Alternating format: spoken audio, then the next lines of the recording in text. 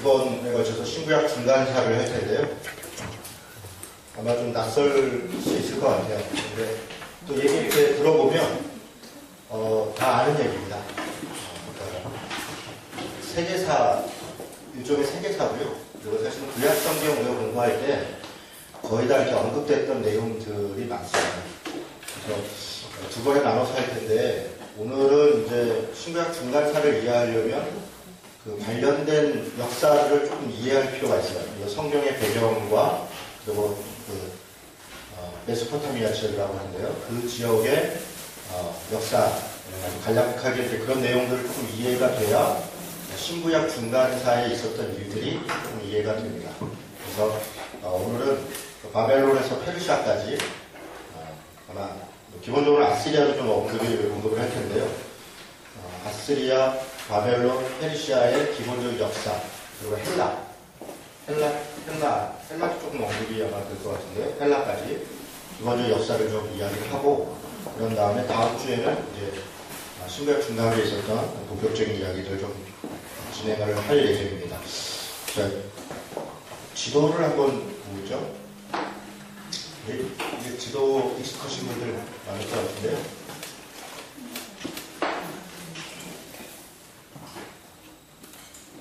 대충 그리면 그런 거죠. 이렇게.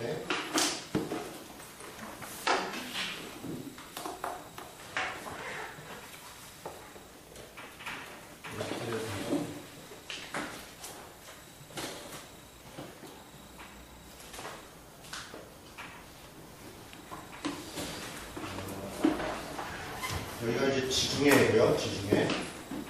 그리고 요거는 이제 갈릴리죠. 요단강, 그 다음에 여매, 사해. 여기는 이제 나일강이죠. 나일강. 요쪽이 이제 북아프리카겠죠. 북아프리카, 이집트. 그러니까 대체로가 이집트고 이쪽이죠. 요거는 이제 홍해입니다. 홍해. 요거는 유프라티스 강이고요. 유프라티스 강. 요거는 티그리스 강이에요. 우리가 세계 4대 문명 그러면 이제 강을 중심으로 하잖아요. 그래서 유프라티스 강, 티그리스 강 이쪽 문명을 메소포타미아 문명 혹은 수메르 문명으로 하잖아요. 메소포타미아 문명 혹은 수메르 문명. 이쪽을 이집트 문명. 인더스 강대를 인더스 문명, 인더스 강 문명이라고 하죠. 그다음 황하 문명. 이렇게 4대 문명이라고 하죠. 그러니까 물이 있어야 생명이 있는 거니까요.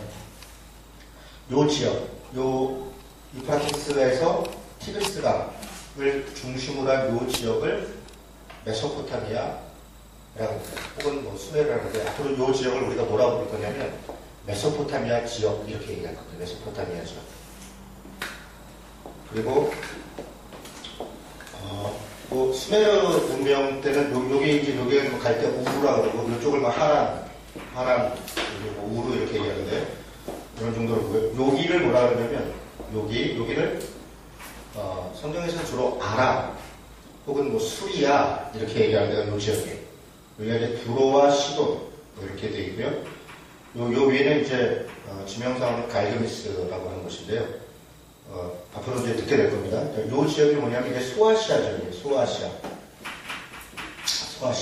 우리가 소아시아 일곱 교회 그러면 에베소서부터 시작해서 길리기아, 밤길리아 이렇게 이쪽에 소위 이아라고 하는데 이아라는 말이 땅이라는 말이에요. 땅. 예, 무슨 길리기아, 갑바도기아 이런 게 다 땅이라고 해요. 길리기아 사람들이 사는 땅 이런 얘기예요. 이쪽을 이제 이렇게 이런 정도 우리가 이제 요 지역에 대해서 이제 중점적으로 볼 텐데 왜냐하면 요 지역을 뭐라 하냐면 여기 우리가 이제 이스라엘이라고 흔히 생각하는 요 지역을 여기를 보통은 팔레스타인 지역이라고 해요. 팔레스타인의 성경적 표현이 블레셋입니다. 블레셋. 그러니까 블레셋이 딴 게 아니라 이 팔레스타인. 그러니까 원래 정확하게 블레셋은 해변가에 이렇게 쭉 있는데 이 지역 전체를 팔레스타인 지역이라고 그러고 성경적 언어로는 블레셋 이렇게 얘기합니다. 이 팔레스타인 지역 혹은 아람 지역 혹은 수리아 지역을 대체적으로는 이 메소포타미아 이 지역이 거의 장악을 했어요. 역사적으로. 그리고 가끔 이집트가 장악을 했습니다. 그러니까 위에 가장 큰 이 거대한 이 국가가 제국이 있고, 이집트도 이 만만치 않은 제국이거든요. 이집트 뭐 구스가 성경어로는 구스인데 원래는 이디오피아죠. 이디오피아. 이런 지역들과 끊임없이 세력 싸움을 하죠. 근데 그 전쟁터가 어디냐면 여기죠. 여기가 전쟁터예요. 그래서 이스라엘은 정말 안타까운 나라입니다. 괜히 가운데 있어서 이렇게 지나가면서 전쟁을 주로 어디서 했냐면 요 염해 옆에 여기 다 산악 지역이에요. 사막이고 산악 지역인데 평야가 딱 두 군데 있어요. 이스라엘은 여기 하나 있고 요 갈릴리 이쪽에 여기 하나 있어요. 요 평야를 이스라엘 평야라고 그래요. 이스라엘 평야. 요 평야를 무깃도 평야라고 해요. 무깃도 평야. 무깃도 이스라엘 그러면 전쟁터입니다. 둘 다 전쟁터. 전쟁 얘기 나오면 다 무깃도 아니면 이스라엘이에요. 아마겟돈이라는 말이 하르 무깃도라는 말이에요. 아마겟돈이라는 말 자체가 하르라는 말은 산이고 무깃도는 평야인데, 그러니까 이 아마겟돈은 여기 있는 산과 평지에서 전쟁이 일어나는 것을 모티브를 가지고 얘기하는 게 아마겟돈입니다. 여기서 맨날 전쟁이죠. 내려가서 여기는 별로 관심이 없어요, 사실은. 근데 가만히만 있으면 이렇게 눈치 보는 거예요. 이렇게 강대는 이쪽에 붙을까, 이쪽에 붙을까. 이렇게 지나가는데 근데 그냥 지나가냐? 그런 게 아니라 약탈 아니면 거탈이죠. 이게 순환의 세월이죠. 여기 마찬가지죠. 이렇게 진행이 됩니다. 지금 이제 오늘 우리가 전체적으로 살펴보려고 하는 것은 여기 지역이 어떻게 역사가 진행이 되어 왔는가를 좀 살펴보려고요. 왜냐하면 여기에 나와 있는 나라들이 다 우리 성경에 거의 다 언급이 됩니다. 그래서 어떤 배경에서 어떻게 언급이 되는가를 좀 이해하는 것이 필요합니다. 우리가 신구약 중간사라 그러면 말라기에서부터 세례 요한까지를 해야 돼요. 세례 요한이 출현되기 전까지. 그러니까 말라기는 선지자고요. 역사서로 얘기하면 니에미야입니다. 니에미야 13장 정도가 말라기의 배경으로 대체적으로 이해하는데요. 그때 이후로 하나님이 손을 뗐다 이렇게 표현하는 건 좀 그렇고, 하나님은 뭐 역사 속에 손을 떼신 적은 없죠. 하나님이 역사 속에 항상 있었죠. 단지 깊이 개입하지 않아요. 이렇게 반대하지 않습니다. 그 역사가 성경에 딱 두 군데가 나옵니다. 하나가 그 요셉이 이 총리가 됐을 때, 총리가 됐다? 그 이후에 없어요, 내용이 거의 없습니다. 그리고 약 430년 동안 거기서 뭐 지냈더라고요. 그러고 나서 모세가 출현하고 출애굽이 이루어져요. 그 기간을 침묵기, 그렇게 얘기를 해요. 침묵기. 그러니까 구약에서의 침묵기가 그 출애굽하기 이전에, 요셉 이후에. 아마 대체적으로는 뭐 처음에는 그 기간 동안에 요셉 총리의 영향으로 그 이스라엘 그 히브리 민족, 원래는 이스라엘이라는 말은 나중에 생긴 거죠. 히브리라는 말은 강을 건너왔다 이런 말인데, 이 티그리스 강을 건너온 사람들이란 말이에요. 이 강을 건너온 사람들. 강을 건너온 사람들. 근데 우리식으로 얘기하면 핫바리들 이런 얘기예요. 핫바리, 뭐 히브리, 어감들은 비슷하죠. 그러니까 별 볼 일 없는 떠돌이들 이런 표현이 히브리인들이에요.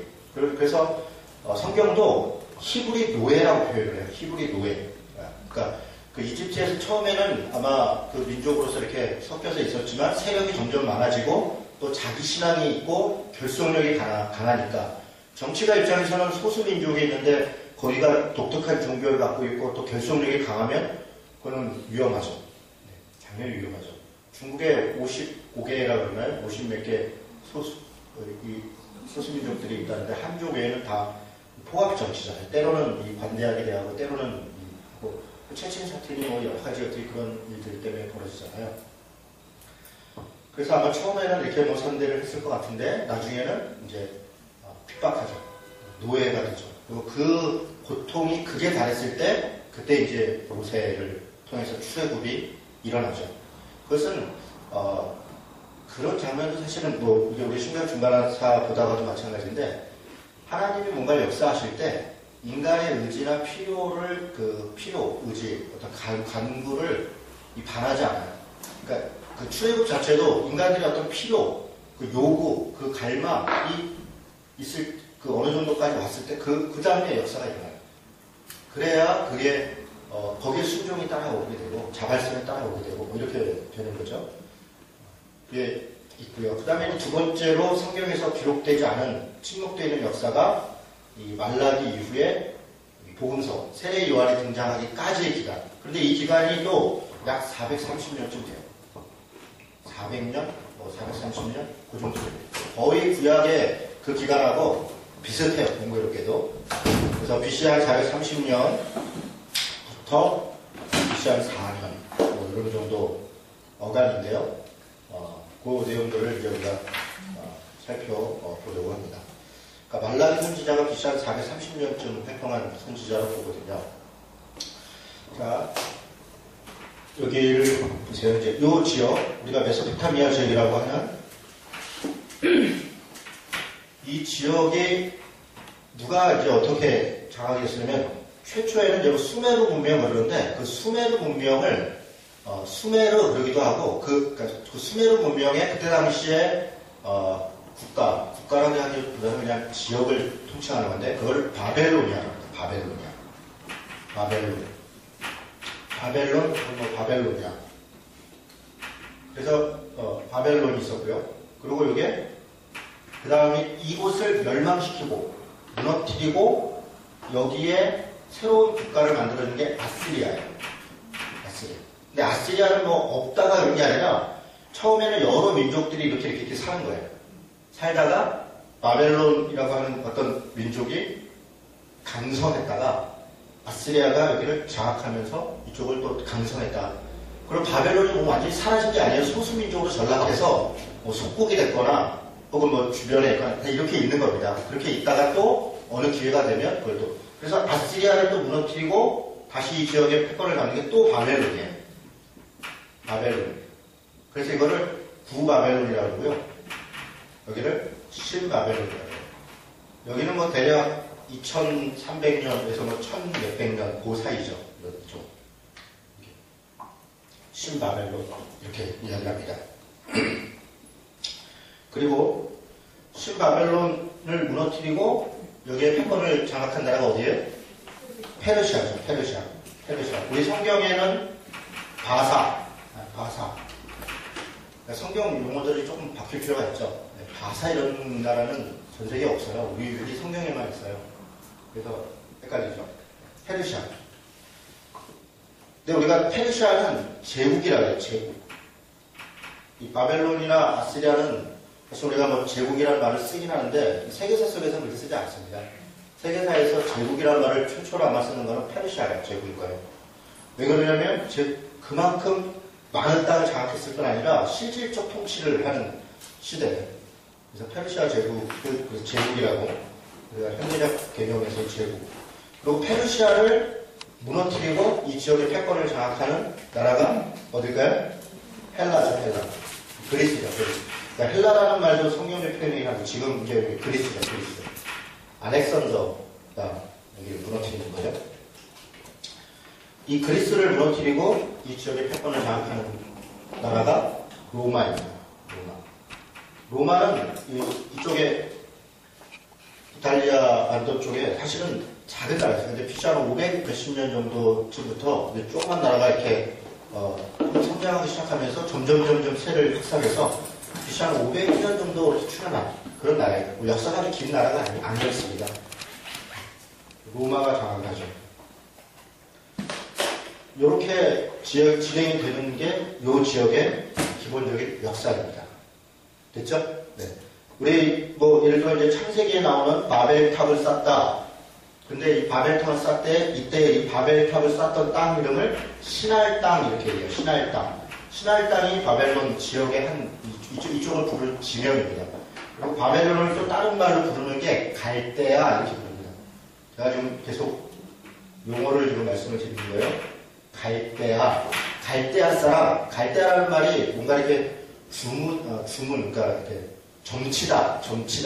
그런 말이에요, 갈대아. 그러니까 이쪽에 바벨론을 사람들을 왜 갈대아 사람이라고 하냐면, 여러 종교들이 많고요.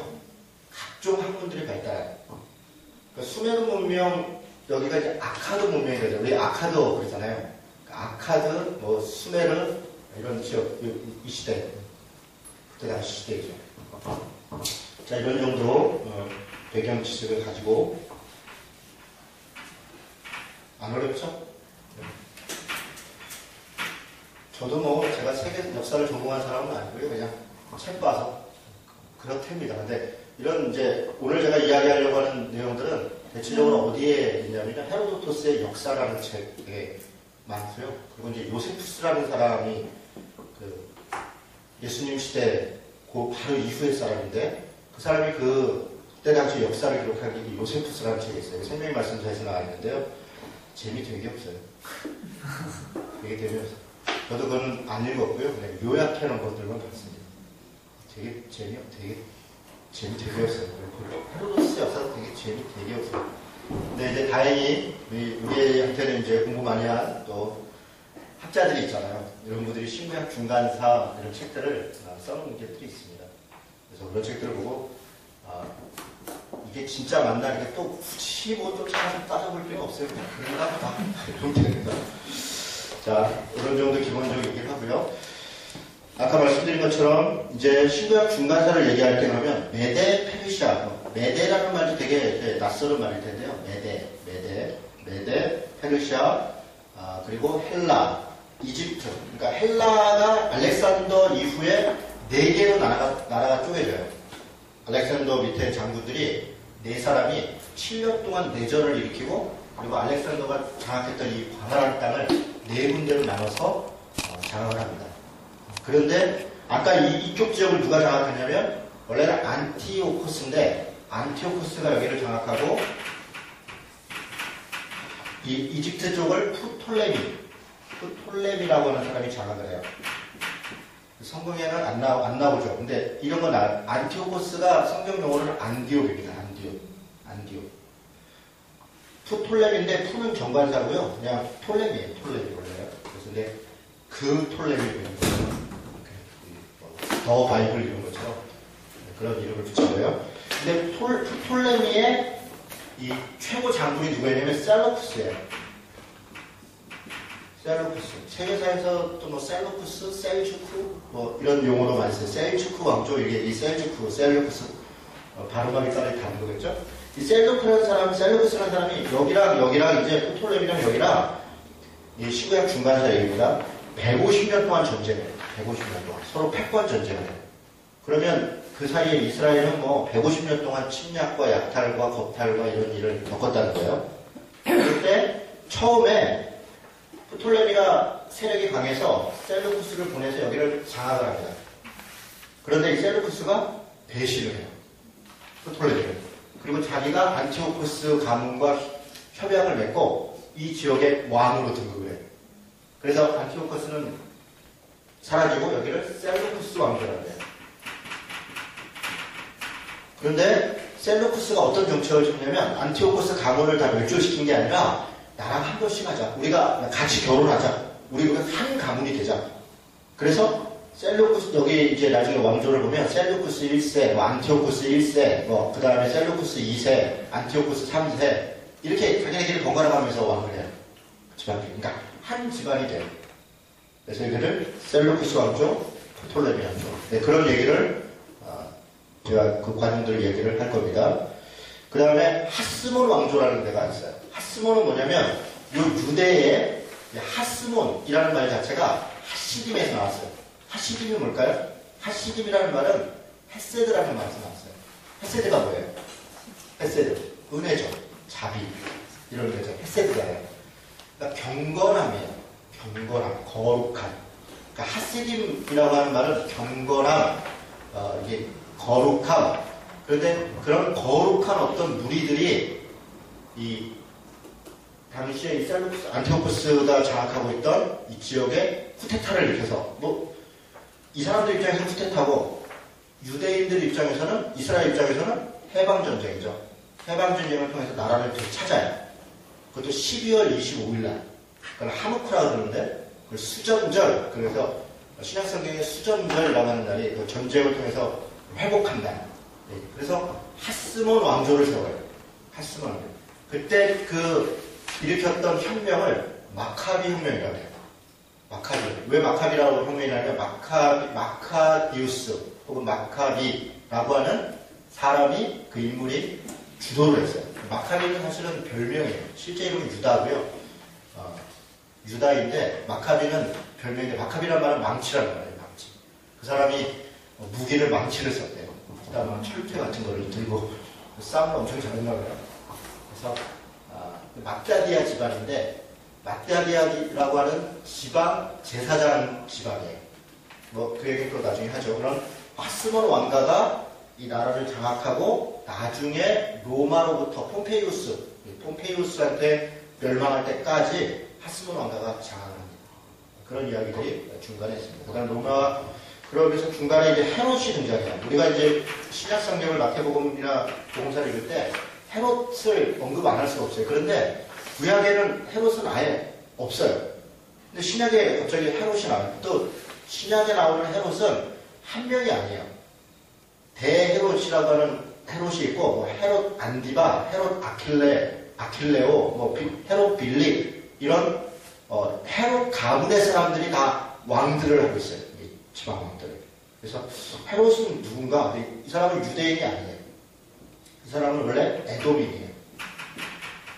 당시에는 이 지역을 이두메라고 했어요. 이두메. 성경에도 나와요. 이두메라고. 여기를 요한 하르카누스라고 하는 하시몬 왕조의 왕 때 점령을 해요. 그리고 이들에게 할례를 갖추고 이스라엘 민족으로 선언을 해요. 사실은 그건 안 되는 거예요. 그러니까 그 시대에 그만큼 원칙도 없고 법도 없고 대단히 타락하고 그랬던 시대예요. 그래서 이들을 하나의 민족으로 삼고 헤롯이 그것을 명분 삼아 나중에 여기는 망했는데 정치를 아주 잘했어요. 로마에 붙어가지고요. 로마가 이 하스몬 왕가를 무너뜨릴 때 헤롯이 결정적 역할을 해요. 그러면서 로마로부터 이 지역의 왕으로 인정을 해요. 그래서 졸지에 이 지역이 헤롯에게 넘어가요. 로마의 속국이지만 통치는 헤롯이 하는 그런 역사가 있습니다. 그게 이제 헤롯 왕조인데 좀 자세히 보게 될 겁니다. 로마 폼페이우스 그리고 예루살렘의 멸망 이런 이야기들을 신구약 중간사의 이야기들인데 듣게 될 겁니다. 재밌을 것 같으세요? 아니면 힘들 것 같으세요? 재밌을 것 같으세요? 역사 좋아하시는 분들은 뭐 그냥 이렇게 그런 게 있나 보다 이렇게 하고 지나가시는 분들 일단 시험 안 보니까요. 시험 안 봐요. 그러니까 그런 게 있구나 이렇게 한번 듣고 그런 게 있구나라고 이해하고 또 성경을 보는 것과 그냥 이렇게 보는 것과 좀 차이는 있어요. 자, 기본적인 배경 역사를 볼 텐데요. 여러분 창세기 10장 한번 보겠습니다. 기본적인 배경 역사인데 기본적이 될지는 모르겠네요. 여러분 창세기 10장은 노아 이후에 민족이 분산되는 것을 기록하고 있어요. 아마 전 세계 역사서 중에 민족 기원에 대해서 이렇게 자세하게 또 정확하게 기록하는 것은 성경밖에 없을 거예요. 가장 오래된 문서거든요. 민족 분산에 대해서 가장 오래된 문서가 성경이에요. 실제로 역사학자들이나 고고학자들은 성경을 참조하지 않고는 이게 안 돼요. 성경을 다 참조해서 합니다. 자, 이 10장에 보면 노아의 아들이 셈과 함과 야벳이 있었다 이렇게 있잖아요. 그죠? 세 명의 아들들이 이제 민족이 분산되는데 22절에 보니까 셈의 아들들은 엘람과 아수르와 아르박삭과 룻과 아람이오 이렇게 있어요. 5명이 있죠? 셈의 아들이 5이에요. 그런데 이 중에 왜 이야기를 여기서 하냐면 나중에 보면 11장 끝머리 보면 11장 10절 보세요. 셈의 조건은 이러하니라 셈은 백색은 홍수 2년에 아르박삭을 낳고 이렇게 돼 있어요. 그쵸? 그러니까 이 5명 중에서 지금 성경은 누구를 주목하고 있냐면 아르박삭을 주목해요. 왜 그러냐면 낳다가 뒤에 26절에 보니까 데라는 70세에 아브라함과 나홀과 하란을 낳았더라. 그러니까 아브라함의 조상이 아르박삭이다. 지금 그 얘기를 하고 싶은 거예요. 그게 집중하는 거예요. 자, 그런데 5명 중에 저를 보세요. 이 5명 중에서 사실은 제일 허접한 표현이 되고, 그러니까 영향가 없는 그래서 표현이 왜 이렇게 별로 안 좋네요. 아르박사시예요. 왜냐하면 엘람은요, 지금으로 얘기하면 이란이에요. 이란 지역을 장악하고 있었다. 그러니까 어떤 지역과 민족을 대표해요. 그리고 그렇게 자리를 잡아요. 아수르는 우리가 아까 봤던 이 아시리아라고 하는 지역에 아수르 민족을 처음 시작한 사람이에요. 룻은 리디아라고 하는, 소아시아에 가면 리디아가 있는데, 리디아의 왕은 헤라클레스가 가문이에요. 헤라클레스 가문이 리디아의 왕 가문이에요. 그쪽을 이 소아시아 지역에 리디아를 시작한 게 룻이에요. 아람은 아까 얘기했던 이 수리아죠. 기억나세요? 수리아죠? 그러니까 갈릴리 바로 이 지역. 그 지역을 시작한 게 아람이에요. 아람. 그래서 아람은 지금까지도 있어요. 지금도 시리아죠. 지금도 있고, 역사 속에 그 아람은 굉장히 중요한 역할들을 해요. 예수님 시대에는 갈릴리 지역은 아람의 시리아의 속국, 그러니까 시리아 지역이라고 해요. 물론 당시는 로마의 속국이지만 그 유다 지역은 밑에 예루살렘을 인근한 그거밖에 없고요. 중간은 사마리아 지역, 위에는 수리아 지역이에요. 그러니까 갈릴리는 유다 땅이 아니에요. 정식으로 수리아의 속국으로 되어 있는 로마 땅이니까. 그래서 다 아람어를 썼어요. 예수님도 아람어를 썼을 거예요. 그래서 성경은 이렇게 일부 아람어로 기록되어 있어요. 구약 성경도 일부 아람어로 기록되어 있습니다. 그러니까 아람이 영향력이 있죠. 아르박삿은 아무것도 없어요. 신명기 26장에 보면요, 5절에 뭐라고 되냐면 그 모세가 우리 조상을 얘기를 하면서 우리 조상은 아람 땅에 방황하던 사람들이다 이렇게 얘기해요.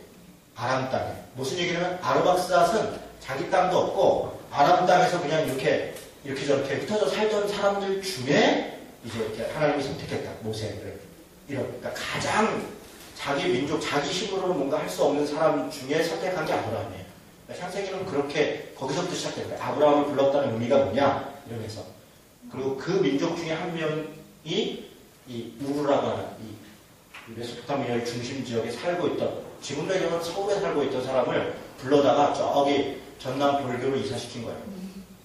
전남 벌교 분들 이름은 늘 제가 군대 있을 때 벌교 있던 형님이 선배님이 계셨는데 그분 말씀으로는 아주 굉장히 시골이 돼요. 그런 거죠. 서울에 멀쩡히 잘 살고 있던 사람을 가라 그랬는데 그걸 간 게 이제 아브라함이다. 그런 이제 느낌들을 이렇게 보라고 하셨어요. 자, 여기 보면 엘람, 아수르, 리디아, 아람 이런 명칭들이 나오는데 이게 이제 앞으로 우리가 자꾸 듣게 될 그런 이름입니다. 자, 메소포타미아 지역을 잠깐 보죠. 아까 말씀드린 것처럼 아카드 수메르 문명, 거기 뭐 갈대아라고 부르기도 하고 우르라고 하는 지역이 있었고요. 바벨로니아, 아시리아, 신바벨로니아, 페르시아, 헬라, 셀루쿠스 왕조, 로마로 이어지는 그런 정치적 변화가 있었던 지역입니다. 재밌을지 모르겠는데요. 바벨로니아, 바벨 다 같은 단어예요. 그러니까 바벨탑 할 때 이게 같은 말이에요. 같은 단어예요. 바벨탑과 바벨론이 다른 게 아니라 바벨론의 탑이라는 거예요. 바벨론. 그러니까 다 같은 단어예요. 그런데 성경이 이제 표현할 때 이렇게 번역할 때 있고 다른 단어처럼 보여갖고 이게 뭔가 다른 뜻인가 보다. 바벨론, 바벨로니아 다 같은 말입니다. 자, 아수르 역사를 잠깐 보려고 합니다. 그 옆에는 제가 그 왕들을 써놨고 옆에는 해당되는 성경 구절들을 적어놨어요. 그 배경들이 있는 거예요. 아수르, 아시리아 최대의 전적이죠. 이스라엘은 가장 강력한. 아수르가 결정적으로 북이스라엘을 멸망시켰잖아요. 다시 한번 보세요. 여러분 이제 역사를 자꾸 이렇게 다시 한번 보는 거예요. 솔로몬 이후에 남북이 나눠졌죠? 북이스라엘, 남유다. 유다에는 시몬이 포함돼요. 북이스라엘, 여기는 그냥 우리가 이제 편의상 북자를 붙이지만 그냥 이스라엘이죠. 여기가 이스라엘이고 여기가 유다예요. 여기가 이스라엘이라는 것은 우리가 지금 읽을 때는 여기가 적통인 것 같은데 여기가 적통이라는 거예요. 원래 야곱 이름을 이스라엘로 바꿨고 나라 이름을 이스라엘로 해준 거예요. 그러니까 여기가 이스라엘이라면 여기가 적통이에요. 여기가 우리는 좀 여기가 적통이라고 보지만 그걸 이제 이때 당시에는 여기가 적통인 거예요. 여기는 이게 이제 나눠질 때가 한 930년 정도, 930년 정도인데요. 당시에 여기가 아시리아가 장악하고 있을 때 BC 721년 혹은 뭐 722년 뭐 다 좋아요. 이때 여기가 멸망을 당해요. 아시리아한테. 그리고 남유다는 586년에 멸망을 당하는데 누구한테 멸망당하냐면 바벨론한테 멸망을 당해요. 바벨론한테. 그럼 바벨론은 어디 있냐? 여기가 또 바벨론이에요. 아까 얘기한 것처럼 그 사이에, 요 사이에 바벨론이 아시리아를 무너뜨렸어요. 612년에 나보폴라살이라고 하는 바벨론의 왕이 아시리아를 메대의 도움을 받아가지고 무너뜨리고, 그리고 나서 남유다가 멸망이 돼요. 아시리아가 되게 되었습니다. 자, 디글랏빌레셋 또 이스라엘 베가 왕 때 침략해서 아시리아가요 굉장히 잔인한 정책을 많이 써요. 바벨론하고 조금 또 다릅니다. 물론 바벨론도 이제 그 정책을 이어가는데요. 페르시아하고는 완전히 다르죠. 페르시아는 완전히 탈피업책을 쓰는데 민족 고유의, 그러니까 점령을 하되 거기에 종교나 문화를 그대로 인정하는 정책을 써요. 페르시아는. 그래서 더 큰 제국이 되는 거예요. 다스리고. 근데 아시리아는 그렇게 안 합니다. 침략을 했죠? 어떻게 하냐면 여기 있는 사람들 잡아가요. 그래서 다 흩어버려요. 그리고 자기 나라 민족 사람들 여기다가 이주시켜요. 그래서 혼혈 정책, 혼합 종교 정책을 써요. 그러니까 나라 자체를 아예 없애버리는 거죠. 이렇게 하려면 저항이 있겠어요? 없겠어요? 저항이 있죠. 그러니까 엄청나게 포갑을 다 죽이고. 그러니까 이 힘에 의해서 되는 거죠. 이게 그냥 스스로 되겠습니까? 그러니까 아시리아에 대한 그 증오심이라는 건 뭐 이루 말할 수가 없죠. 이때 이스라엘 베가 왕 때 아수르로 막 이주시키고 이랬습니다. 살만에셀이라는 이름이 나와요. 그게 열왕기하 17장에 나오는데 살만에셀 때가 호세아 왕 때예요. 호세아 왕은 북이스라엘의 마지막 왕입니다. 호세아 왕은. 그래서 거기 722년까지 되어 있는데 뭐 721년이라고 봐도 좋고요. 살만에셀의 끄트머리 때 북이스라엘이 멸망하는 거예요. 북이스라엘이 멸망합니다. 그리고 사르본 2세가 있고 사내립 되게 익숙하죠? 네, 익숙할 거예요. 히스기야 왕 때 와서 조공도 받고 조롱도 하고 그 사내립이니까 이사야가 이야기도 하고, 사실은 이 사내립이 엄청난 군대를 끌고 왔고요. 이 이스라엘이 아마 이때 이때 그 남유다죠. 지금 남유다가 이때 멸망했었을 거예요. 그런데 특별한 역사가 일어나죠. 이사야가 하나님께서 도우신다. 18만 5천 명이라는 자를 하루아침에 죽었어요. 하루아침. 자기들끼리 싸우다. 네. 그런 기록이 열왕기하 9장 37절에 있습니다. 그리고 사내립은 자기 신하에게 암살을 당해요. 이런 이야기들이. 그리고 그 암살당한 얘기가 열왕기하에 다 기록되어 있습니다. 그리고 이거는 이제 역사학자들이 또 이쪽 아수르 역사랑 맞춰보니까 거의 뭐 다 맞는 거죠. 역사적으로 이게 다 기록이 되어 있는 거기 때문에 이거는 뭐 속을 수가 없는 내용들이에요. 그리고 에사레토이라고 하는 왕이 있고 아수르 반미팔 뭐 이런 사람이 있는데, 나훔서는 뭐 대표적으로 아수르의 멸망에 대해서 얘기하죠. 그러니까 아수르 멸망에 대해서 아수르의 수도가 어디냐면 니누에예요. 니누에. 아수르의 니누에. 니누에에 대해서 집중적으로 성경이 이야기하는 게 두 권입니다. 하나는 요나서고요. 또 하나는 나훔서예요. 여기하고 여기 사이는 한 150년 정도 차이가 납니다. 요나 때, 이때는 북이스라엘이 멸망하기 전입니다. 여로보암 2세 때이고요. 굉장히 강력하고 강성할 때, 그때이죠. 열왕기하 14장 그 정도에 아마 나올 텐데요.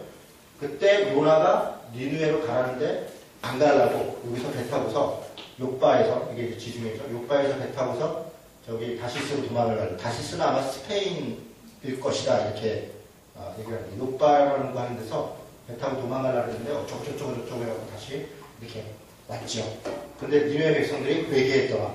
그 회개해서 그래서 다시 기회를 주는 거예요. 그리고 이 장면들은 뭐 대단히 유명하죠. 예수님도 이거 사용하시고 이유가 있었죠. 이렇게 잘 살고 강력하고 그러니까 절대로 회개하지 않고 자기 마음대로 사는데, 그렇게 너희들이 싫어하고 이 죄악이 많다고 생각하는 니누에도 회개를 하는데 너희 회개 안 할 거다.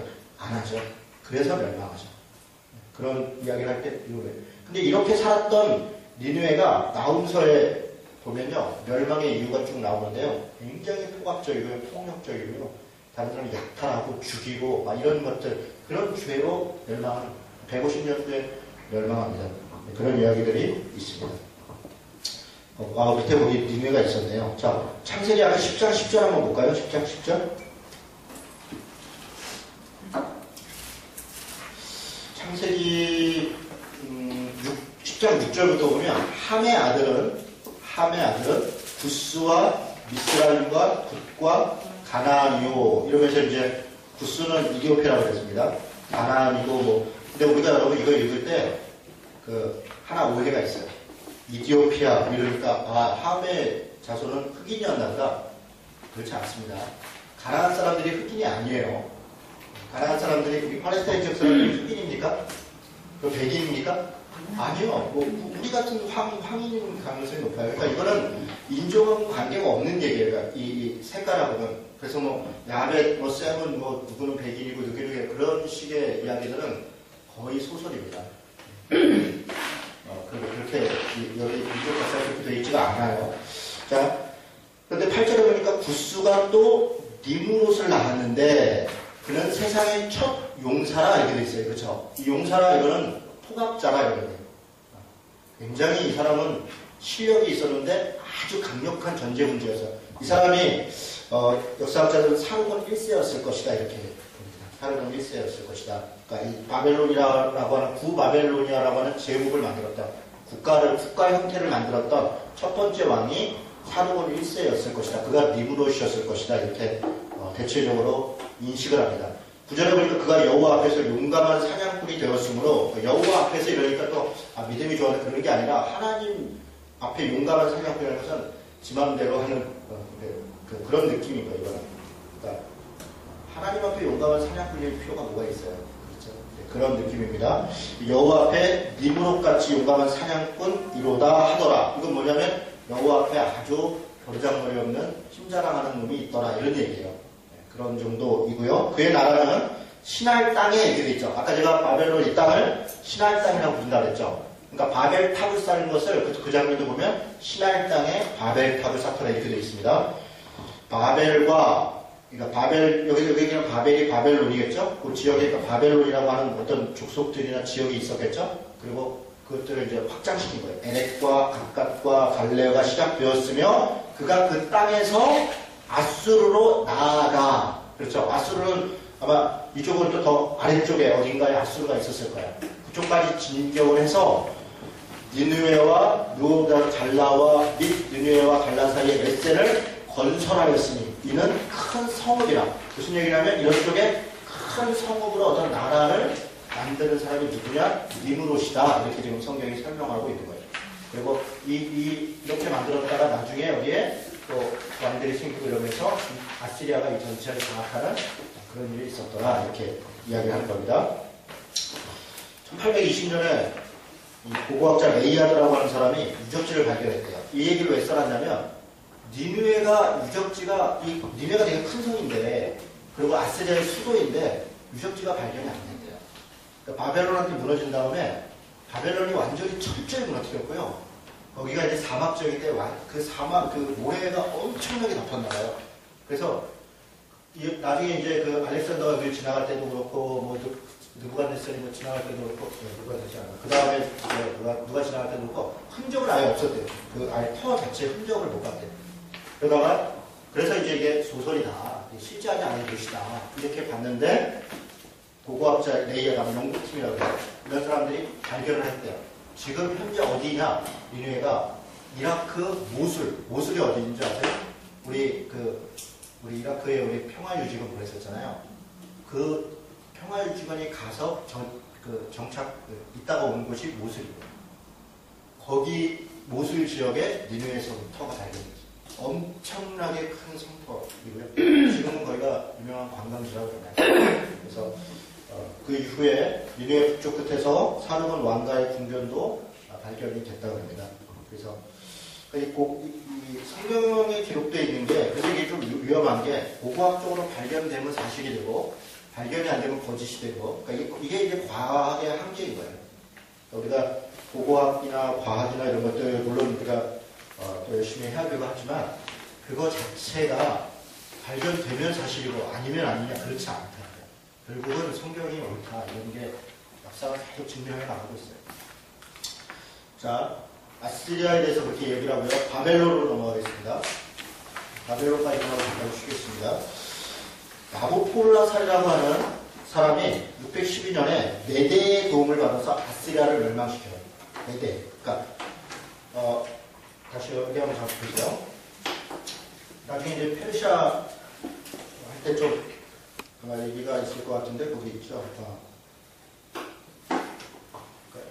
이 지역이 나중에 페르시아가 있을 때 여기에 이제 세 개의 큰 그 페르시아 때 되면 세 개의 큰 족속이 나오는데 하나가 메대이고요. 그 다음이 바데이고요. 여기 성경용어로. 그 다음이 바사예요. 근데 이거를 좀 한번 정리하기로 했어요. 메대가 뭐냐면 이게 메디아라고 하는 세계사에서는 언급이 되는 나라입니다. 메디아를 그나마 메대는 비슷하죠. 바데가 문제예요. 또 바데는요. 사도행전에 보면 이제 성령이 임한 다음에 사람들이 이제 방언을 할 때 외국어를 했다. 거기 그때 방언은 뭐 황홀경에 못 알아듣는 소리 했다는 게 아니에요. 15개 정도의 지역에서 사람들이 왔는데 뭐 아라비아와 뭐 어디와 할 때 그때 바데 사람도 얘기해요. 바데와 이렇게 출발해요. 바데가 뭐냐면 페니키 아니라 파르티아죠. 파르티아 맞죠? 파르티아가 뭐냐면 이게 아람 정도 지역 그 위쪽에 아주 후전적인 그 사람이 파르티아, 활을 쏘고 말을 타면서 전쟁을 했대요. 그래서 이 이스라엘 사람들은 파르티아에 대한 그 두려움이 있어요. 요한계시록에 말 타고 활 쏘고 나오는 그 파르티아 족속들을 형상화한 겁니다. 그 전쟁에 대한 두려움들을. 그리고 네로가 파르티아 지역으로 도망을 갔었던 적이 있대요.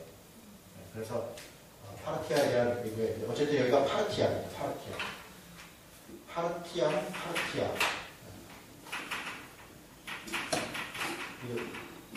써도 못 알아보는데 굳이 왜 쓸까요? 바사는 페르시아.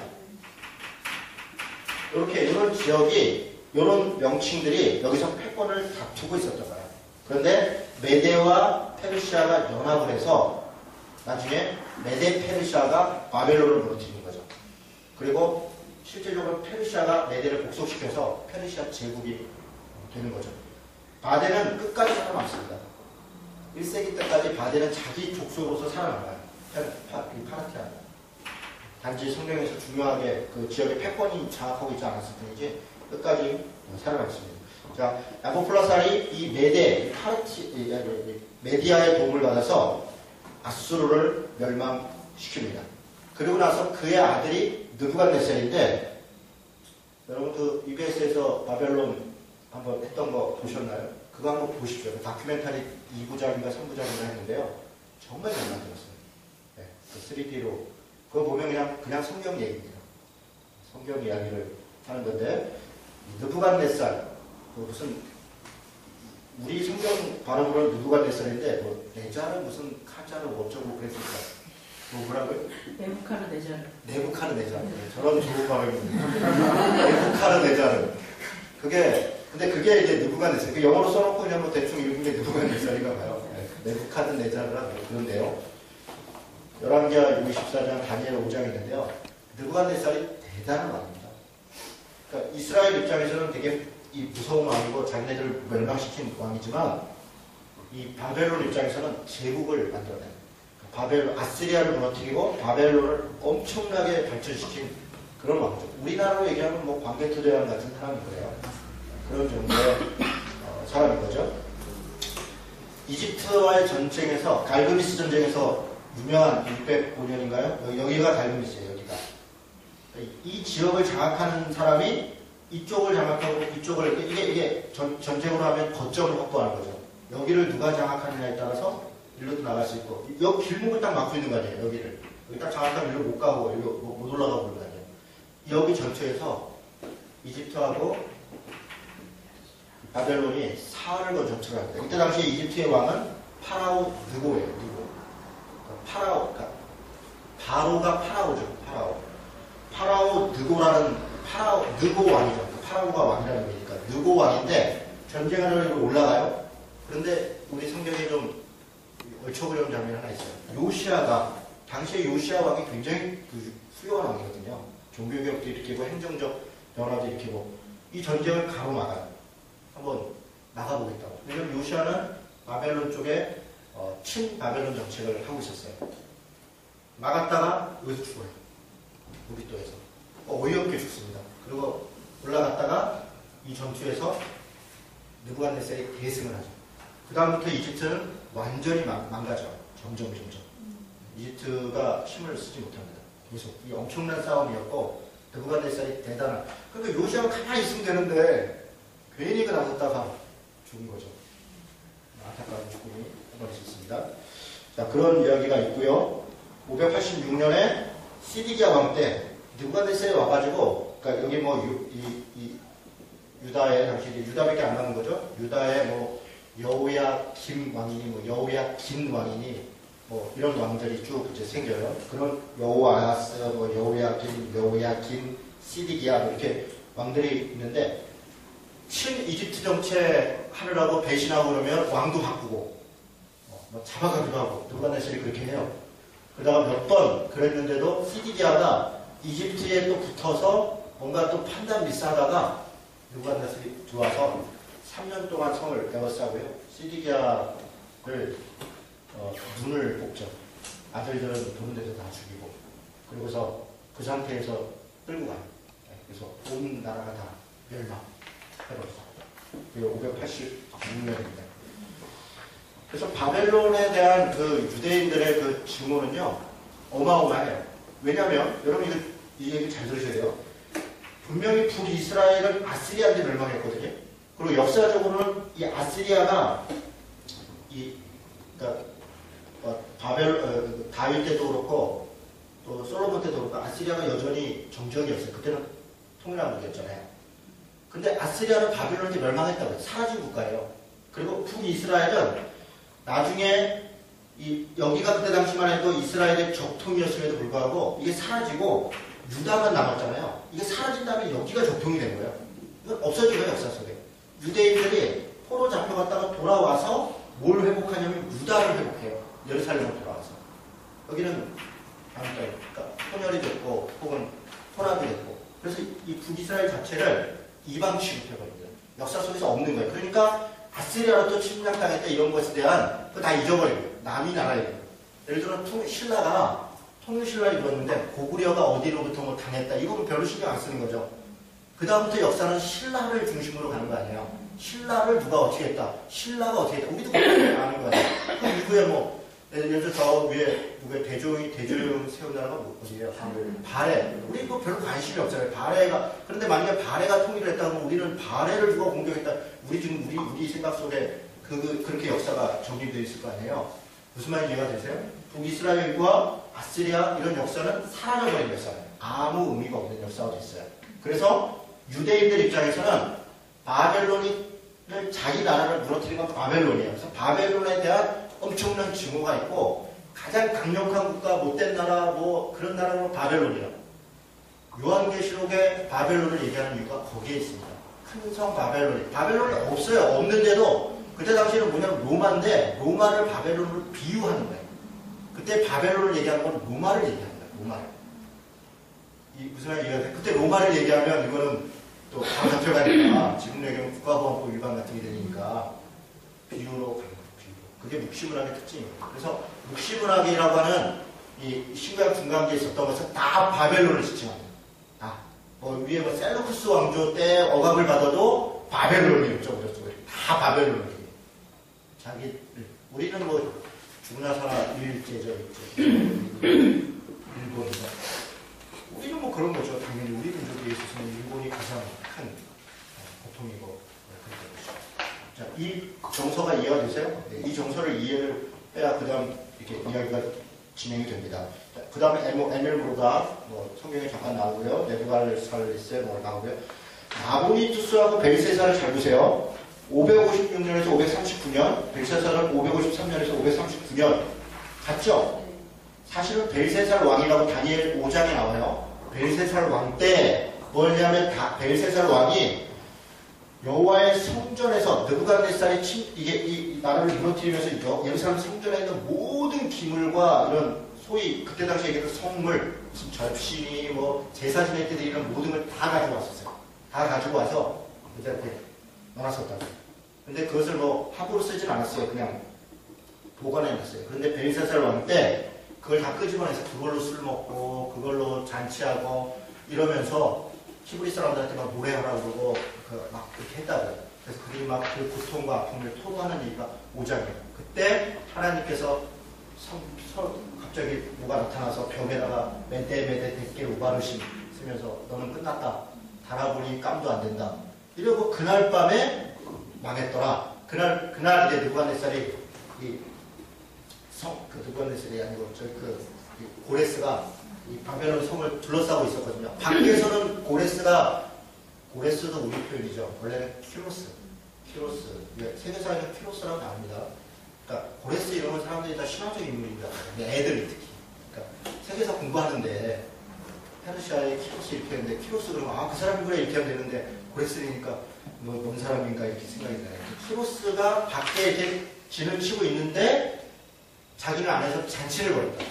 왜 그랬냐? 바벨성이 망공불락의 성이기 때문에 바벨론 성이 절대로 못 들어올 거라고 생각을 했어요. 그래서 그렇게 있다가 그날 밤에 하룻밤에 그냥 멸망해버려요. 그리고 바벨성이 진짜 아주 철저하게 망가져요. 완전히 무너져요. 근데 벨사살이 왜 그렇게 할 수 있었냐? 여기 제가 바벨론 성의 그 견적을 적어놨습니다. 근데 이 견적이 제가 요번에 이제 책에서 적은 건데 지난번에 그 다큐멘터리 보니까 이거하고 조금 더 다르더라고요. 근데 아마 이렇게 숫자의 차이가 있는 것 같아요. 그런데 어쨌든 결론은 엄청난 성이었다 이런 거예요. 길이가 124, 그러니까 124디온 이런 것도 우리가 이게 왜 일부러 제가 전하냐면 요한계시록은 1200스타디온이요 이런 말들이 있어요. 그렇게 사실은 다 바벨론 성의 아주 이게 굉장함을 은유적으로 얘기합니다. 그만큼 견고한 게 무너졌다 이런 얘기를 하려고 합니다. 피가 몇 스타디온이에요. 이게 이제 면적인데요. 22.4km 길이가 22.4km 그때는 엄청나게 큰 겁니다. 그리고 두께가 30m인데 이 성벽 두께가 이게 두 겹으로 되어 있어요. 두 겹. 그러니까 엄청난 성벽이죠. 이게 30m짜리가 두 겹으로 되어 있어요. 그래서 그 성벽 위에다가 집을 짓고 거기에 사두막차가 지나다니고 또 사람이 지나다닐 수 있는 성벽 위에 여러분 이게 상상이 안 가시죠? 만리장성 가면 조금 상상이 납니다. 만리장성 가보셨나요? 저는 만리장성을 2번 갔었는데요. 그냥 이렇게 우리처럼 이렇게 그냥 성벽인 줄 알았어요. 이렇게 벽이 있고 옆에 길이 나서 이렇게 가긴 줄 알았더니 성벽 위로 런닝맨 보셨어요? 런닝맨? 만리장성면? 그 위에서 막 붙잖아요. 그게 됐어요. 근데 그보다 더 넓었더라고요. 집을 짓고도 사두마차가 다녔으니까 그걸 몸으로 튀려요. 몸으로 튀립니다. 그때 무슨 폭탄이 있는 것도 아니고 그렇죠? 높이가 120m랍니다. 보통 성벽이 높은 게 30m였어요. 동실이. 근데 두께가 30m고 높이가 120m면 어마어마한 거죠. 120m. 어마어마한 거. 그리고 콜타르를 쌓았다. 이게 뭐냐? 그때는 이제 콜타르가 뭡니까? 콜타르가 석에 나온 찌꺼기의 이름 거 아니에요? 그러니까 아주 견고하게 쌓았다. 그전에는 회를 발랐을 거 아니에요? 회를 발라거나 진흙을 발랐거나 했을 거 아니에요?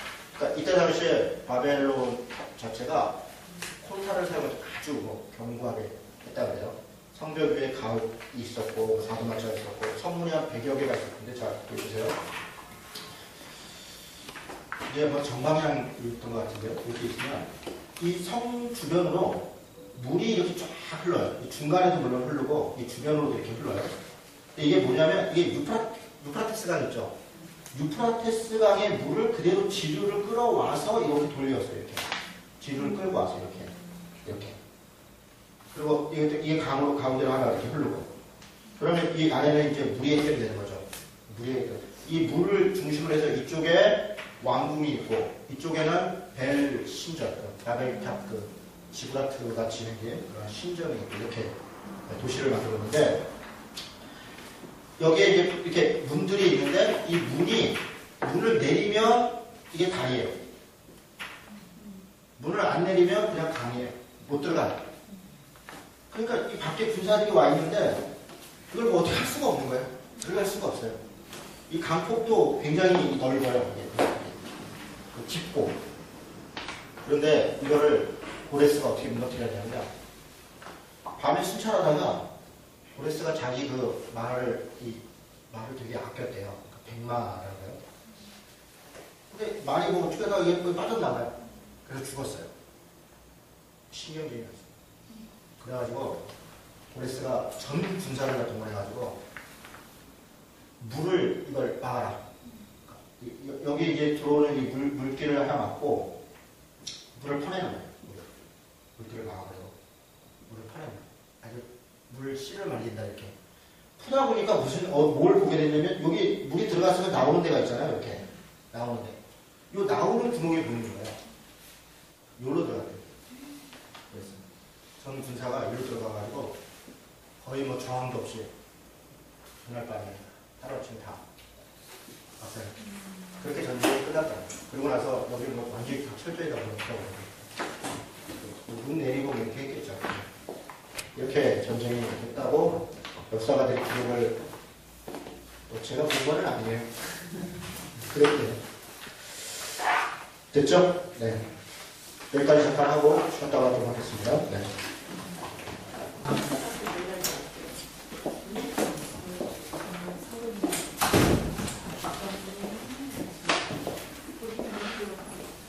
자, 페르시아를 가볼까요? 자, 페르시아 가기 전에 바벨론 잠깐 하나 더 말씀드릴게. 바벨론이 우리가 바벨론을 얘기를 많이 하니까 대단히 오래됐고 강력한 나라였을 것 같은데 물론 이제 느부갓네살은 대단한 왕이었어요. 그런데 여기 보세요. 약 86년밖에 없었어요. 86년이라면 사실 왕은 뭐 여러 명이지만 실제로 제대로 이렇게 역할을 못했다는 거예요. 그러니까 바벨론이 제국이 되지 못하는 이유가 이런 겁니다. 그러니까 페르시아는 220년이 있었거든요. 그러니까 220년도 이렇게 아주 긴 건 아닌데 그러니까 페르시아가 220년 있었다는 건 그때 생겨서 끝났다는 게 아니라 옛날부터 그 바산이 쭉 있었고요. 페르시아는 있었고 이때 이제 그 패권을 전체를 장악했다가 이제 헬라로부터 무너질 때까지 그 다음에도 페르시아가 완전히 사라진 건 아니에요. 구석에 여전히 족속으로 있는 겁니다. 그렇게 있었죠. 그러니까 페르시아하고는 뭐 바벨론하고는 사실은 좀 다릅니다. 분위기가. 그리고 페르시아 자체가 왜 제국이냐면 좀 이따 얘기를 하겠지만 그냥 군사력만 강성했다, 경제력만 좋았다는 정도가 아니라 국가로서의 어떤 체계를 만들어요.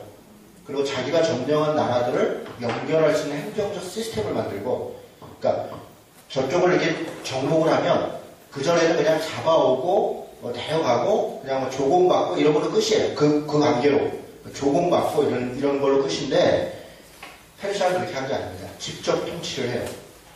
간섭도 하고 그런데 존중하면서 그래서 실제적 제국으로서의 역할을 하는 겁니다. 영향을 미치고. 그리고 헬라도 마찬가지예요. 헬라 제국. 헬라 제국이라는 이름은 또 조금 더 다른 이름인데요. 헬라 제국은 통치적 개념이 아니라 문화적 개념입니다. 통치를 했다기보다 헬라 문화가 스스로 그냥 나라들은 있어도 다 헬라화 돼버렸어요. 헬라화 돼버립니다. 오히려 헬라화 그런 것이 이제 헬라 제국의 중요한 특징입니다. 사상적 문화적 제국이고 페르시아는 행정적 국가적 제국이에요. 그런 것이 좀 차이가 있습니다. 자, 페르시아 역사를 좀 보도록 하겠습니다. 퀴로스. 여러분 이제 저랑 보십시오. 제가 이걸 얘기를 하면 재밌게 해야 될 텐데 재미가 있을지 모르겠습니다. 메대에 아스티아게스라고 하는 왕이 있었어요. 메대라고 하는 나라 아까 우리 봤었죠? 메디아. 메디아가 그때는 훨씬 더 큰 나라입니다. 메디아가 큰 나라고 바사는 이쪽에 구석에 조그맣게 이렇게 있었어요. 그러니까 페르시아는 이렇게 있는데 아스티아게스 왕에게 누가 시집을 하면 메디아의 누구예요? 이 크로아티아? 크라이시스 왕이 자기 딸을 시집을 보내요. 왜 시집을 보내냐면 이 강성한 국가라는 거예요. 메대가 당시에는 바벨론 이후에 이 바벨론도 있었지만 이 메대도 되게 대단히 메디아도 힘이 있는 나라였던 거예요. 그래서 이 협력 관계를 맺은 거예요. 여기는 이제 바벨론이 여러 나라들이 있고 그러니까. 그래서 시집을 보내서 그 딸이 누구냐면 만다레라고 하는 딸을 낳았어요. 근데 아들을 못 낳은 거예요. 아들을 못 낳고 만다레라는 공주를 낳는데 어느 날 아스티아게네스가 이제 꿈을 꿨는데 내가 이제 소변을 보는데 온 도시를 다 덮은 거예요. 그 물이. 그래가지고 꿈을 깨가지고 이게 뭔 일이냐 그래서 얘기를 했더니 만다레 공주로부터 이 전 세계를 다스릴 그런 왕이 날 거다 이런 얘기를 하는 거예요. 아스티아게스 왕이 그 얘기를 듣고 기뻐하는 게 아니라 화가 났어요. 왜냐하면 아들을 낳아야 되는데 아들이 왕이 돼서 그가 세계를 통치해야 되는데 딸이 뭐 이게 그래서 이건 안 된다. 그러면 그걸 끊어야 된다. 이렇게 해서 그 만다레라는 공주를 페르시아의 캄비시스라고 하는 이 당시 왕에게 시집을 보내버렸어요. 그러고 났는데 또 이제 어느 날 아스티아게스가 꿈을 꿨는데 포도농풀이 전 세계로 흩어지는 꿈을 꾼 거예요. 근데 가만히 포도농을 보니까 그게 만다레가 또 있는 거예요. 만다레가 있는 집에서부터 포도농풀이 막. 그래서 이제 물어보니까 그래서 안 되겠다. 그러고 있는데 만다레가 아들을 낳았어요. 아들을 낳았다는 얘기 듣고 아스티아게스가 초청을 합니다. 만다레를. 한번 놀러 와라. 친정으로. 그리고서는 자기의 부하인 하르파고스인가요? 하르파고스 총리에게 죽여라. 이렇게 명령을 합니다. 근데 딸은 참만 못 죽이니까 애를 죽이라는 거죠. 애를. 그래서 하르파고스가 이 만다라의 이 아들을 애기 낳고 얼마 안 돼서 왔는데 걔를 이제 죽이려고 데리고 나가다가 근데 하르파고스가 그걸 안 죽이고 그러니까 자기가 안 죽이고 내가 죽이기가 좀 찝찝하다 이렇게 생각을 한 거예요. 그래서 하인한테 시켜요. 하인한테 가서 죽여라. 그 하인이 갔는데 또 공교롭게 그날 하인이 이 아내가 애를 낳는데 그 애가 죽은 거예요. 애를 낳다가. 그러니까 이 하인이 바꿔치기를 해요. 애를. 네. 그래서 이 만다레의 아이를 그 하인이 키우고 이제 그 아이 죽은 거 묻은 거죠. 그리고 이렇게 보고를 했어요. 그 하인의 이름이 여인이 암니리는 퀴노예요. 하인 그 부인 이름이. 그래서 퀴노의 아들이라 해서 퀴노스. 암니리의 딸이다. 우리가 이제 애 이름한테 무슨 암니를 영물인 거예요. 그때는 그 지역에서는 그 로마도 그렇고 다 일이 이런 걸 영물로 봅니다. 그래서 이름을 그렇게 짓는 거예요. 그런데 이제 오늘날 이제 아스티아게네스가 또 소문을 듣는데 바사에 애 하나가 아주 똑똑한 애가 있다는 거예요. 무슨 골목대장을 하는데 기가 막힌 거예요. 애들을 이렇게 막 조직을 짜가지고 막 싸움을 하고 막 원정가서 하는데 일사불란하고 대단한 애가 있다. 그래서 아스티아게네스가 이 바사도 이 메디아의 영향권 안에 있으니까 그런 똑똑한 애가 있냐 한번 데리고 와봐라. 그리고 걔가 이렇게 딱 들어오는데 얼굴이 만다는 거예요. 유령. 그래서 하르파고스를 불러요. 어떻게 된 거냐. 하르파고스가 보고 깜짝 놀라죠. 그래서 자기가 사실 하인한테 시켰다. 하인을 불러요. 그랬더니 이제 하인이 이시기고를 했죠. 그러고 나서 이 퀴로를 죽이려고 하니까 만다레가 뛰어들어와서 절대로 못 죽이고. 그러니까 막 또 아버지한테도 약하고 딸한테는 아버지. 그래서 그냥 키우되 절대로 이 바사를 떠나지 마라. 이렇게 명령을 해요. 그러니까 동네 애로만 키워라. 뭐 괜히 돌아다니지 못하게 해라. 그러니까 만다레가 뭐 아주 울고불고 매달리니까 못 죽이고 이제 그렇게 했대요. 근데 아스파르가스 왕이 얼마나 잔인했냐면 하르파고스가 자기 명령을 수행하지 않았잖아요. 한나라는 잔치를 딱 열고서 하르파고스 총리한테 음식을 내왔는데 그걸 딱 열었는데 부인을 표현이 그렇다. 이 바베큐를 만들고 아들 머리를 잘라서 덮어서 탁 음식이라고 되는 거예요. 하르파고스가 뭐 신하 입장에서 뭐 대들 수는 없고 그러니까 근데 그걸 이제 속에 품고 있었던 거예요. 그러다가 이 바사의 이 페르시아의 큐로스가 힘을 키우기 시작해요. 한 약관의 나이쯤 되니까 완전히 일대를 다 장악을 하는 거예요. 어느 날 하르파고스하고 연결이 돼서 메디아로 진격을 해라. 내가 돕겠다. 이렇게 된 거예요. 그러니까 큐로스가 엄청나게 똑똑해요. 이 주변 사람들 다 모아가지고 한 날은 전부 다 자기 다른 사람들 다 모아가지고 반일을 시키는 거예요. 가서 풀을 내라고 하루 종일 일을 시켜요. 하루 종일. 그래서 막 엄청난 일을 다 봤어요. 그리고 그 다음날 딱 가서는 잔치를 놀고 먹어요. 그러고 나서 그 저녁에 어제 여러분 일하느라고 힘들었냐 아닙니까? 너무 힘들었다. 오늘은 먹고 노니까 좋냐 안 좋냐? 좋다. 평생 노예로 그렇게 일을 하면서 살 것이냐? 아니면 이렇게 떡떡거리고 먹고 놀면서 살 것이냐? 여러분이 택하라. 나는 메디아로 진격을 할 것이다. 이렇게 가자! 진격을 해요. 네, 아스케아데스가 얼마나 판단력이 흐리냐면 퀴로스가 쳐들어온다는 얘기를 듣고 군사를 동원을 했는데 총 대장을 누구를 시키냐면 하르파고스거든요. 하르파고스가 딱 가서 퀴로스하고 바로 나눠가죠. 그 사실을 모르는 부하 몇 명을 하르파고스가 죽여요. 따르지 않아요. 그리고 오히려 거꾸로 해군을 해서 메디아를 무너뜨립니다. 그리고 나서 메디아 페르시아가 만들어지죠. 그런 이야기들이 고레스와 퀴로스가 왕이 되는 그런 과정의 얘기입니다. 고레스 칙령이라는 게 있습니다. 다니엘서 10장 1절에도 있고요.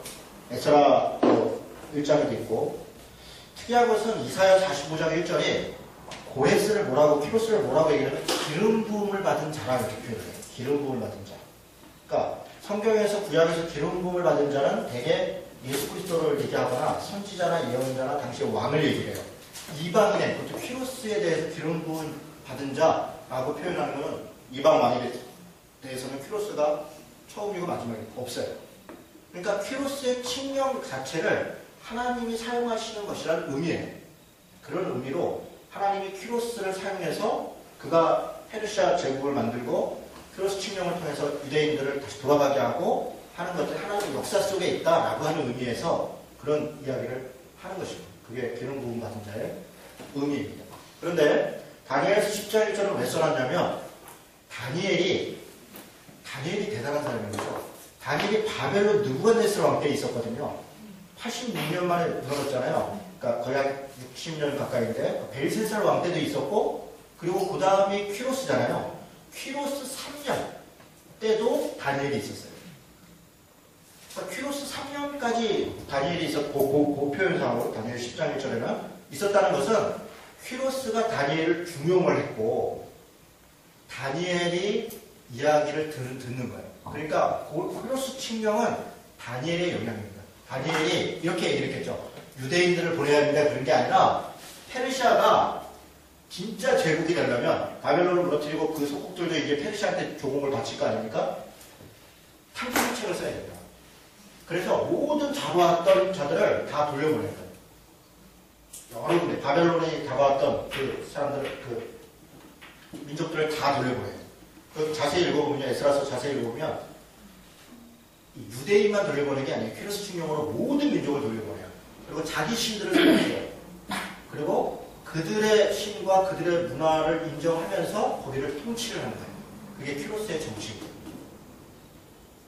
그 영향이 다니엘이 미쳤던 것으로, 그리고 이 바벨론 느부갓네살 때 느부갓네살이 여러 나라의 실력 있는 청년들을 잡아다가 가르쳤잖아요.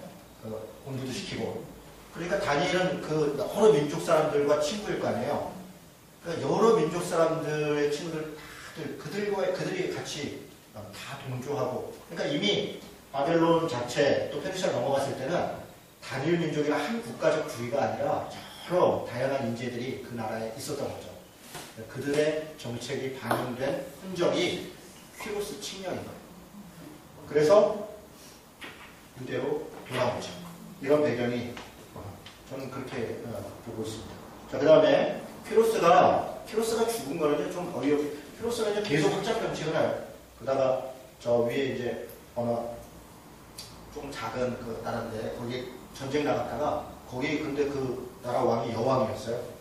여왕은 강을 이렇게 앞두고서 키로스하고 이제 딱 붙었는데 그 여왕이 아주 뭐 굉장히 당당하고 뭐 꼼짝도 안 했고 그래요. 그래가 흥분해가지고 쫓아 넘어갔다가 거기서 죽습니다. 그래서 키로스가 그 전쟁터에서 여자 왕한테 죽습니다. 그러니까 키로스 대제가 여왕인데 죽었다. 이것도 역사에 참 중요한 거죠. 여자한테 죽는 귀신이야. 여자부터 있다니까요. 그래서 그 밑에 이제 그 다음에 왕 아들이 이제 캄비세스 2세인데 캄비세스 1세는 아까 1세가 있었죠? 2세인데 이 사람이야말로 정말 어리석은 사람이에요. 이 사람은 전공욕에 그러니까 이게 이제 위대한 아버지를 둔 아들들의 스트레스가 같아요. 그러니까 키로스 대제가 워낙 위대한 왕이니까 캄비세스가 왕이 된 다음에 아버지 이상의 뭔가 업적을 내야 된다는 것에 시달린 것 같아요. 그래서 어떻게 하면 이 일대는 다 이 키로스가 장악을 했으니까 지금 남은 게 어디냐면 저 밑에 이집트를 정벌하면 지금 되는 거잖아요. 무리하게 이집트 정벌을 여러 번 해요. 여러 번 합니다. 그러다가 실제로 뭐 구스도 장악하고 이런 데도 장악하는데 이집트의 이 나라들도 만만치 않거든요. 만만치 않아요. 그래서 캄비세스가 몇 번 이기기도 하고 지기도 하고 그러는데 너무 무리하게 갔다가 그리고 또 이 나라를 장악하면 캄비세스가 얼마나 잔인했냐면 그 전대 왕의 무덤을 파가지고요. 불태우고 그러니까 그 나라 민족 사람들의 감정을 건드려요. 자극을. 그래서 굉장히 고전을 하고 대단히 막 칼을 갈고 그래요. 근데 그때 캄비세스가 이렇게 원정을 간 사이에 동생 이름이 바르디아인데 이 스메르디스라고 합니다. 스메르디스라고 하는데 푸시도 스메르디스라는데 푸시도라는 말은 거짓말이라는 거예요. 무슨 얘기냐면 여기 이제 구스 이디오피아 왕이 이제 이 캄비세스가 이제 전쟁을 딱 가니까 이 서로 이제 말장난을 한 거죠. 야 어디 저 시골 촌것들이 와서 막 이런 식인 거야. 그러니까 우리가 이렇게 막 이렇게 하는데 구스 그 이디오피아 왕이 활을 하나 줘. 이 활을 한번 땡겨봐라. 근데 이 활이 안 땡겨져요. 그 캄비세스가 이렇게 쫙 안 움직여. 그래서 야 그것도 못 땡기는 게 뭐 왔냐 막 이러네. 근데 그 옆에 있던 동생 바르디아가 그 형님 좀 줘보시려. 그때 원래 나서면 안 되는데 땡겼는데 쫙 땡겨지는 거야. 어? 그러니까 캄비세스가 동생한테 이 어리석은 사람은 진짜 어리석은 거예요. 그래서 동생을 죽여요. 동생을 죽이고 자기 왕권을 지키려고. 그런데 그러고 나서 이제 이런데 본국에서 분명히 자기가 동생을 죽였거든요. 그런데 바르디아가 스메르디스가 왕이 됐다 이런 소식이 돌려오는 거야. 이건 또 무슨 소리야? 이게 푸시도 스메르디스라고 가짜 스메르디스예요. 그러니까 그 밑에 부하들이 캄비세스의 부하들이 가짜 왕을 영입해놓고 실제로는 자기들이 장악을 했어요. 그 얘기를 듣고 캄비세스가 돌아가자. 그리고 말을 타고서 칼을 딱 뽑아갖고 가자! 이런 다음에 칼 집어넣다가 자기 다리를 찔러 이렇게. 내가 진짜 좀 있어. 그래 죽었어요. 파닥하고. 썰렁하지. 그게 죽었대요. 그런데 여기서 지금 누가 장악하고 있어요 그러면? 스메리스 가짜 스메리스가 있잖아요. 부하들 6명, 이제 7명이 이 캄비세스를 따랐던 아주 명장들이 있어요. 그 중에 이제 다리오 시타페스는 그 중에 한 명이에요. 그리고 뭐 여러 7 사람들이 이걸 분명히 가짜다. 그리고 원래 스메리스가 귀가 없었대요. 그래서 오늘 비슷한 거. 그래서 이제 딸을 통해서 이렇게 안에 있는 사람을 통해서 확인하니까 귀가 있는 거예요. 그래서 이게 가짜구나. 그래서 이 사람들이 이제 또 전열을 정비해서 캄비세스 부하들 7사람이 스메르디스를 6개월 만에 그냥 무너뜨리고 장악을 해요. 누가 왕이 될 거냐? 이제 이것 때문에 이제 누가 왕이 될 거냐? 그런데 이제 제일 나이가 많은 사람이 뭐라고 얘기하면 나는 왕 될 마음이 없다. 그러니까 나는 한 지역을 주고 거기서 나를 그냥 편하게 살게 해달라. 대신 내가 제안을 하겠다. 말을 타고 밖으로 나가서 말이 먼저 우는 사람이 왕이 되는 걸로 하자. 이렇게 했대요. 안 그러면 되죠. 그래서 다 그렇게 하자. 말을 타고 딱 나가는데 다리오스 시타페스 말이 그냥 나가자마자 히히히 해서 그래서 왕인데요. 썰렁하죠. 근데 그래서 실제로 페르시아는 7명의 집정관, 그 성경에도 그런 적이 있습니다. 7명의 그 선인들 혹은 뭐 이런 사람들이 그 공동 집권을 해요. 왕이 있긴 하지만 공동 집권을 해요. 이렇게 다리우스 히스타페스가 이 사람을 대왕이라고 해요. 페르시아에서 다리우스 대왕, 키로스 대왕, 다리우스 대왕. 대단히 똑똑한 사람. 인도에서 이집트까지 20개의 행정구역을 나누고요. 거기를 전부 다 이렇게 총독제를 두고 우편 제도를 만들어요.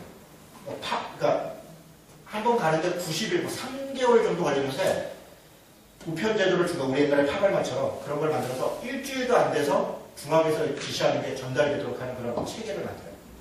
그리고 감시 체계도 만들고 행정 체계도 만들고 각종 이런 것들을 만든 사람이 다리우스 히스타페스. 그래서 실질적으로 나라의 제국을 만든 사람이 다리우스 히스타페스다 이렇게 얘기합니다. 근데 이런 사람이 이때 이제 성경에는 이제 성전 중단되고 그랬을 때, 그 스룹바벨 성전 중단되고 있을 때, 그때 다리오 왕 몇 년에 그 왕이 다리우스 히스타페스입니다. 그 왕이고요. 스키티아 전쟁, 뭐 그리스 전쟁 이런데 여기 뭐 이집트 이쪽 지역을 다 장악하니까 그러니까 옛날 왕들은 땅 정복하는 게 자기의 실력인 거죠. 저 멀리 그리스까지 원정 전쟁을 하는 다리우스 히스타페스가. 그랬다가 스키티아 전쟁은 또 이건 뭐 이 얘기도 되게 사실은 허망한데 한 70만 끌고 가는데 스키티아 사람들이요 전체를 싸움을 안 해요. 한 70만 명이면 어마어마한 거거든요. 올려오니까 적당한 거리로 도망을 가. 지형은 이쪽은 잘하잖아요. 쫓아가다가 몇십만 명이 죽어요. 지쳐가지고. 보급로 떨어져.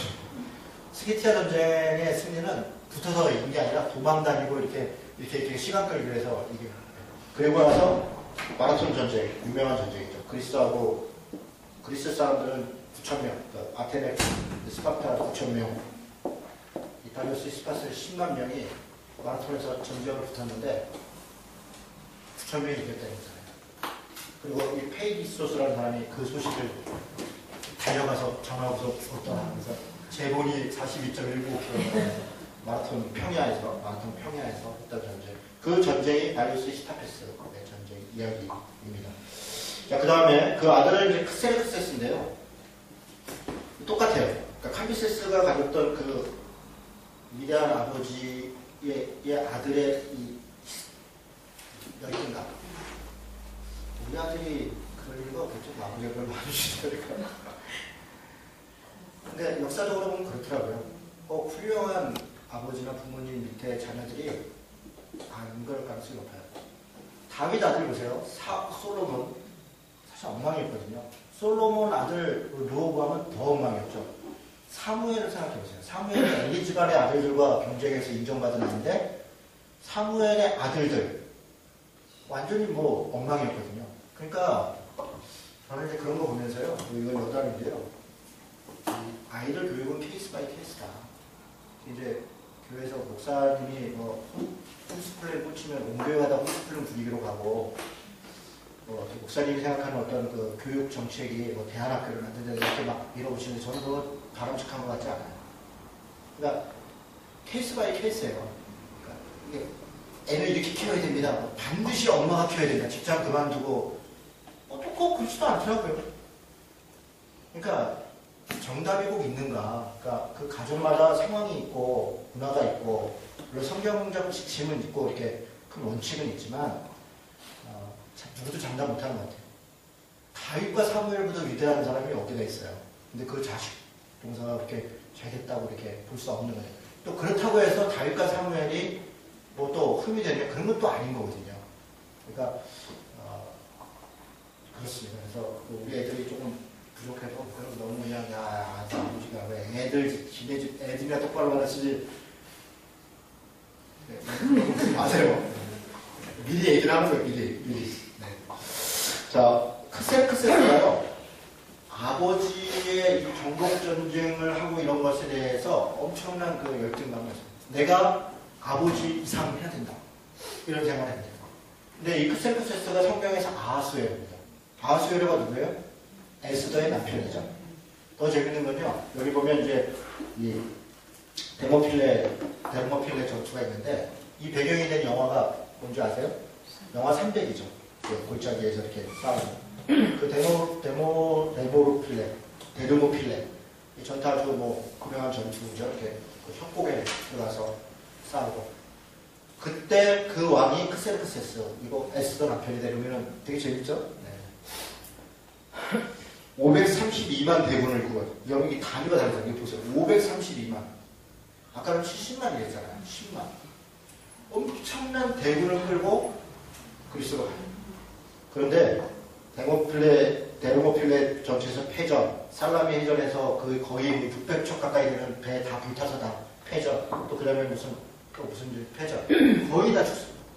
돌아온 사람은 몇십만이 아닙니다.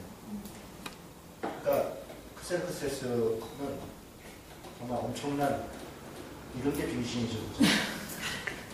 자기가 죽지고 왜 남을 이렇게 엄청난 사람 그죠? 갑갑해요.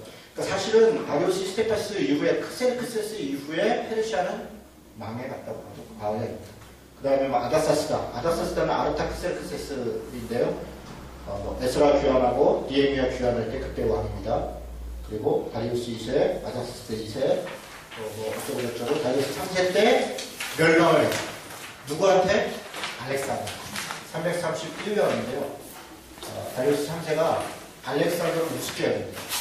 20살밖에 안 된 약관의 청년이 뭘 저 그리스에서 조그만 나라에서 뭐 왔다 그랬다가 멸망을 당하고 어떻게 멸망하냐면 이때쯤 되면요 국력이 약해서 멸망한 게 아니라 부패해서 멸망한 거예요. 그러니까 이 이후에 왕들이 다 완전히 부패해가지고요 이 속국으로 있는 나라들이 진절머리를 해요. 알렉산더가 군사를 끌고 왔을 때는 해방적으로 맞아요. 해방적. 그래서 전쟁을 거의 안 해요. 알렉산더가 전쟁을 많이 하는 왕이 아닙니다. 한 군데서 몇 개월 동안 한 번 했고요. 두로라는 데서, 두로가 페니키아인데, 두로와 시건이죠. 두로가 한 7개월 정도 전쟁을 하고, 나머지는 거의 그냥 오면 다 손들고 항복해요. 그럴 정도로 민심이 다 넘어왔어요. 심지어 이집트도 알렉산더한테 대항하지 않고 항복해요. 이집트는 당시 이 페르시아의 식국이죠. 그럴 정도로 나라가 부패한 거예요. 지도자들이 완전히 부패하고 민심이 넘어가니까 이제 누군가가 오니까 그러면 뭐 당연히 그렇게 해서 이 소국들이 다 무너집니다. 그리고 약보다가 한판 붙어가지고 그냥 거기서 전사해야 돼요. 그리고 페르시아는 역사 속에서 사라집니다. 아까 얘기했던 메데, 바사, 바데 있었고요. 헬라 얘기 조금 더 하고 오늘 마치겠습니다. 마게도냐라고 하는 지역 이 지중해 넘어 이쪽이죠. 마게도냐. 우리 성경에 뭐가 있냐면 신약 사도행전에 보면 드고아에서 바울이 이쪽으로 가려고 했는데 하나님이 밤에 성령이 그래서 마게도냐 사람들이 건너와서 우리를 도와달라 이렇게 했다. 아시죠? 이때 이 드고아가 어딜까요? 드고아가 트로이예요. 트로이. 네. 트로이 목마였던 그 전쟁했던 트로이. 그러니까 트로이 그런 거 쉬운데 드고아이니까 제가 어렵잖아요. 마게도냐 그러면 데살로니카 이렇게 이런 여기 여러 곳에 무슨 나라들이 쭉 있어요. 여기를 통합한 사람이 필립이라는 사람이 이 지역을 다 통합시켰거든요. 지역 통합을. 그러니까 이 사람이 알렉산더의 아버지예요. 그런데 그러고 난 다음에 자기 신하한테 암살을 당합니다. 그리고 336년에 암살당한 다음에 약관의 나이는 24일 알렉산더가 왕으로 올라갔는데 알렉산더가 나이는 어렸는데요. 20살이 지금으로 우리로 보면 아주 어리지만 그때는 그렇게 어린 것도 아니에요. 여러분 다윗이 통합 이스라엘 왕 그러니까 남유다 왕 된 게 30살입니다. 그리고 7년 반 후에 통합 이스라엘 왕이 되잖아요. 그러니까 대개 30살이면 웬만하면 다 하고요. 20살이면 전쟁에 나가는 나이인 거죠. 전쟁에 나가는. 그러니까 지금으로 얘기하면 30살쯤 되니까 20살. 30살. 그러니까 어리게 그렇게 나이가 많지는 않지만 그렇게 어린 것도 아닌데 아리스토텔레스의 제자라고 합니다. 아리스토텔레스의 제자라는 건 대단히 역사적인 의미가 있어요. 왜냐하면 그가 헬레니즘, 마케도니아 사람인데 이쪽 그리스, 이탈리아 이쪽에 헬라 이 그리스 문화의 철학을 완전히 습득하고 있는 거예요. 그리스 철학, 헬라인. 그래서 이 사람은 전쟁을 하고 가는 곳마다 다 헬라 문화를 오히려 전파해요. 헬라 문화. 헬라의 철학, 그리고 헬라의 문화적인 것들을 그대로 다 인식시킵니다. 그대로. 심지어는 그런 정도. 그래서 이 영향이 헬라 제국을 세우는데 그 땅이 넓어서 국가를 해서가 아니라 알렉산더의 전쟁은 여기를 무너뜨려서가 아니라 알렉산더 실제로 통치를 안 해요. 못해요. 11년 동안 전쟁하는데 11년 전쟁 끝에 죽어요. 딱 11년. 그러니까 이 20살에 시작해가지고 33살인가 32살인가 죽었는데 국내에서 1, 2년 있다가 바로 저 세계 정복에 나갔다가 그리고 거기 가서 저 끝에 인더스강인가 거기 어디에 여기 제가 어디서 죽었다고 써놨습니까? 아라비아에서 인더스강까지 가서 상수공을 아라비아 정벌 나갔다가 거기서 그냥 죽습니다. 그러니까 여러분 이게 이게 우리 아이들이 알렉산더 같은 위대한 저는 뭐 절대로 그런 거죠. 집에 그냥 살자 그런 게 좀 그런 왕 되게 하고 싶습니까? 저는 싫어요. 여기 됐어 그냥 평범하게 그냥 아픈 일 안 하고 밥 잘 먹고 옆 사람 조금씩 도우면서 이렇게 그냥 그렇게 살자. 그냥 그렇게 편하게 복잡하게 살지 말고 혹시 이제 하나님이 좀 어떤 재능을 주고 하면 그거야 이제 간단히 해야 되죠. 근데 깜도 안 되는데 저기 그러지 마요. 그러지 마요. 그러지 마요. 애들 힘들어. 그러지 마. 우리가 이수진 장군인 줄 알아요. 아니에요. 이제 수많은 병사들 중에 한 명이라니까요. 우리는 그냥 그런 사람이에요. 우리가 이수진 장군이 아니래요. 너무 이렇게 그러지 마요. 어쨌든 그래서 아리스토텔의 제자였고 동방 정복을 나갔고 페르시아를 완전히 대패하고 다리우스를 죽였는데 아까 말한 것처럼 그냥 스스로 다 항복하고 실제 전쟁이 크게 없습니다. 그리고 이집트도 항복하고요. 이집트에서 알렉산더가 했던 중요한 일 중에 하나가 우리 입장에서 알렉산드리아라고 하는 도시를 만들어요. 알렉산더의 이름을 지어서 도시를 하나 만들어요. 근데 이거는 철저히 헬레니즘적 도시입니다. 철학도 그렇고 문화도 그렇고 완벽한 헬레니즘 도시를 만들어요. 그리고 이게 우리 기독교 역사에서는 알렉산더 학파예요. 알렉산더 학파의 특징은 뭐냐면 헬레니즘적 문화로 이 성경을 해석하는 겁니다. 헬레니즘적 철학으로 성경을 해석한다는 건 뭐냐면 비유적으로 해석한다는 거예요. 그게 대표적인 사람이 오리게네스인데요. 그러니까 알레고리즘이라고 해요. 그래서 알레고리즘. 그러니까 뭐냐면 비유적 해석. 심지어는 이런 식이에요. 예를 들어서 이제 아브라함하고 사라가 결혼했다.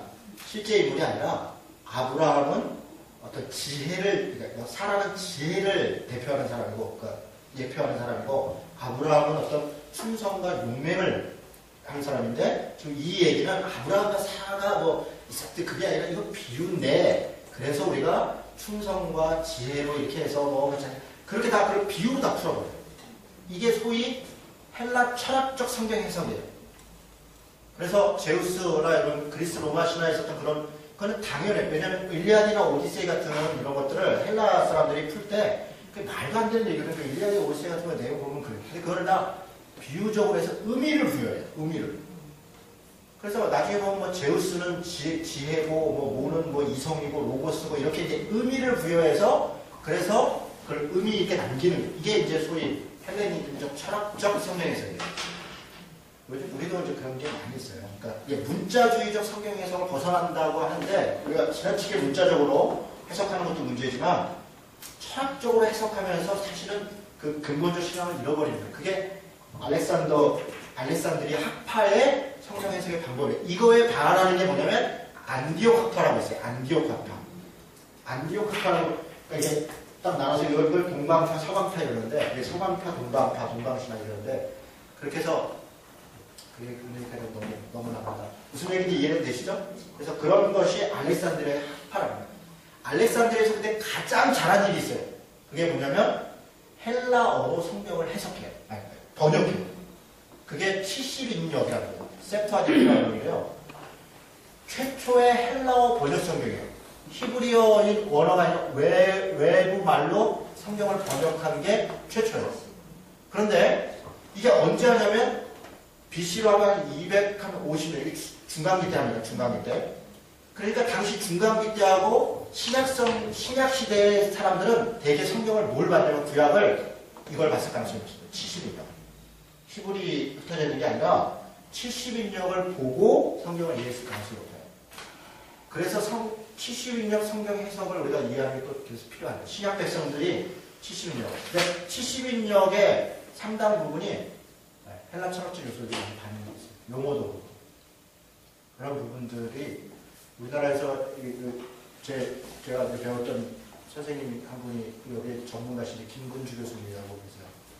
그 교수님이 세프타젠트 헬라 성경을 전공하시고 그걸로 이제 박사학위 하신 분인데 그분한테 이렇게 배우는데 참 재밌는 부분이 많이 있더라고요. 여담이지만 중요한 게 70인력이 알렉산드리아 헬라 철학적 부분을 반영하고 있다는 것은 우리가 잘 감을 갖고 있는 게 중요합니다. 자, 어쨌든 마게도냐 필립 이후에 알렉산더가 이렇게 저렇게 해서 알렉산더가 불쌍하죠. 11년 동안 나중에는요 그 인더스 강으로 해서 인도로 진격하려니까 부하들이 지쳐가지고 빨리 가지 말자. 너무 지쳤어요. 계속 전쟁과 전쟁으로. 물론 다 전쟁은 그렇게 많이 하지 않았지만 외국에 나와서 10여 년 동안 있으니까 이제 향수병 걸리고 그냥 지치는 거예요. 근데 무리하게 또 아라비아 진군을 명령합니다. 그랬다가 본인이 풍토병이 나서 죽어요. 그러니까 부하들이 냉큼 놔둬요. 그리고 그 부하였던 4명의 장군들이 패권 싸움을 시작합니다. 무주공산이 돼요. 이 중앙에 무슨 정치가 없어요. 그래서 4명의 장군이 뭐냐면 카산더, 리시마커스, 안티오코스, 그리고 프톨레미라고 하는 4명의 장군이 7년간 내전을 하고 그리고 나서 나라를 지금 제가 말씀드린 이런 내용은 다 다니엘서에 있어요. 다니엘서 11장이라든가 7장에 이렇게 다 그 장면입니다. 무슨 얘기인가? 다니엘서에 왜 그런 게 있나? 그런 게 있습니다. 여기 8장부터 해서 11장 내용이 다 지금 이 알렉산더와 그 이후에 4명의 장군들이 나라를 나누는 얘기가 다니엘. 그래서 히브리 사람들한테는 다니엘서는 역사서입니다. 우리한테는 선지서인데 유대인한테는 역사서예요. 다니엘서가. 자, 그렇게 나눴어요. 근데 자, 여기 보세요. 이제 이 얘기만 하고 이제 오늘 마치겠습니다. 유카테스가 11장 있고 바벨로니아가 있는데 이 본토는 카산더가 장악했습니다. 카산더. 그래서 여기에 데살로니카가 있잖아요. 데살로니카. 카산더가 누구냐면 살로니카의 남편인데 살로니카가 누구냐면 알렉산더의 누이예요. 그래서 카산더가 자기 부인 살로니카를 기념해서 만든 도시가 데살로니카입니다. 동어 살로니카. 그런 게 있고요. 그 다음에 여기는 누가 장악했냐면 리시마코스가 장악합니다. 소아시아 리시마코스가. 그리고 요 윗지역은 안티오코스가 장악합니다. 그리고 요 이집트 지역은 프톨레미가 장악합니다. 프톨레미. 그런데 여기를 장악한 사람이 여기가 땅이 제일 넓거든요. 제일 넓고 이 중앙아시아 이쪽이 굉장히 지금 여기 이렇게 하니까 아주 여기는 어마어마한 땅이고 여기는 조그만 땅이에요. 사실은 여기는 지도상으로 보기 잘 보이지도 않아요. 여기하고 여기가 제일 커요. 여기는 이제 본토이지만 여기는 작고 여기가 세력이 크잖아요. 그래서 리시마코스하고 프톨레미하고 카산더가 연합을 해서 여기 또 견제를 합니다. 견제하는 과정에서 셀루쿠스 장군이 결정적인 승리를 해요. 그리고 아까 말씀드린 것처럼 셀루쿠스 장군이 배신을 때려요. 오히려 안티오코스하고 세를 합쳐가지고 여기에 셀루쿠스 왕조를 세웁니다. 셀루쿠스 왕조를 세우고 이쪽은 이제 거의 관여를 안 해요. 카산 이쪽은 공격만 안 하면 관여를 안 하는 거죠. 이쪽은 나름대로 살아가고 프톨레미하고 여기는 인접해 있으니까 이게 사실 가까운 땅이거든요. 이렇게 크게 되게 멀고 그런 게 아니에요. 이게 짧아요. 한 일주일, 한 달도 안 걸리지. 여기서 올라가는 게 한 달도 안 걸릴 거예요. 한 달도. 그런 정도로 아주 걸어서 한 보름이면 올라가는 정도. 여기서 이집트에서 여기까지 한 일주일 거리거든요. 그리고 여기서부터 하란까지 여기가 많이 가야 일주에서 2주 정도는 가요. 그러니까 군사력 갖고 움직이면 금방 가까운 거리죠. 이런 정도니까 싸움을 합니다. 이게 150년간 전쟁이 있고 그리고 그 와중에서 여러 가지 벌어지는 일이 우리가 다음 주부터 진행된 실제 중간사의 이야기입니다. 중간사의 실제 이야기들이 특별히 안티오코스 4세 에피파네스라고 168년에 예루살렘을 점거하고 여기에 아주 끔찍한 일을 했던 안티오코스 에피파네스 이후에 그 사건 이후로 하스딘 마카비 혁명이 일어나고 167년에 그 하누카라고 하는 예루살렘을 점령하는 일이 벌어지고 그 이후에 나옵니다. 다음 주부터 우리가 그런 이야기를 하면서 사두개파가 뭔지, 바리새파는 어디서 나왔는지, 헤롯파는 헤롯 대왕은 왜 생겼는지, 또 로마가 다스리고 있는데 당시 예수님 시대의 1세기를 설명하면 이런 겁니다. 나라는 로마에 넘어가 있고 다스리기는 헤롯이 다스리고 있고 그리고 문화는 헬라 문화예요. 이런 기형적인 사태가 벌어져 있는 게 이 중간 기수 때문에 일어난 일입니다. 됐죠? 네, 여기까지 하고 혹시 질문 있으십니까?